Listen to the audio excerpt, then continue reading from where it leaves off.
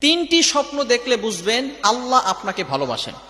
ভালো করে বুঝেন, তিনটি স্বপ্ন যদি আপনি দেখেন বুঝবেন যে আল্লাহ আপনাকে মহাব্বত করেন, আল্লাহ আপনাকে ভালোবাসেন।